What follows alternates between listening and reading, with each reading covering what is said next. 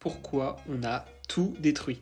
Et c'est pas parce qu'on avait la flemme de détapisser. Mais avant que je te raconte pourquoi, n'oublie pas de t'abonner pour suivre toute la rénovation de notre maison. L'idée c'est de repartir sur 2 plateaux complètement nus pour refaire entièrement la maison. Parce que la dernière rénovation a été faite il y a 50 ans, donc autant te dire que toute l'isolation, la plomberie et l'électricité n'est pas du tout aux normes. Et sans casser les plafonds, c'est presque impossible d'isoler correctement. Et c'est pareil pour l'électricité et la plomberie. Certes, on aura pu garder des cloisons et le plafond du rez-de-chaussée, surtout qu'ils étaient vraiment en bon état, mais pour repasser des réseaux, je vous explique même pas la galère que c'est. Il aura fallu faire des rainurages et passer tant bien que mal en faux plafond pour passer tous les réseaux techniques. Sauf que ça prend vraiment beaucoup plus de temps. Donc on a préféré casser pour refaire tout correctement, quitte à payer un petit peu plus cher, mais en tout cas passer beaucoup moins de temps à le faire et surtout bien le faire. Et au-delà de la technique et de l'isolation, si on avait gardé les cloisons et les plafonds, on aurait dû tout détapisser, tout réenduire et tout repeindre pour un résultat qui est peut-être pas aussi propre que si on refaisait tout à neuf. C'est sûr que la contrepartie c'est que ça va nous coûter un peu plus cher et en plus la brique c'est hyper intéressant pour le confort estival, mais c'est quand même des matériaux qui ont presque 50 ans et qui se sont usés à travers le temps. Donc venir tout refaire, c'est aussi une manière de réinvestir dans le bâtiment pour améliorer le confort et augmenter sa durée de vie. Et enfin, de mettre à nu complètement la maison, ça permet de voir les choses qui ne se voient pas, comme la charpente, les murs porteurs, le plancher intermédiaire. Ça permet de voir leur état, s'il y a des choses qui ont été cachées et si ça s'est dégradé à travers le temps. Et sur une maison de 1890 avec une dernière grosse rénovation en 1970, je préfère autant payer un peu plus cher en faisant une grosse rénovation, mais qu'au moins elle perdure dans le temps.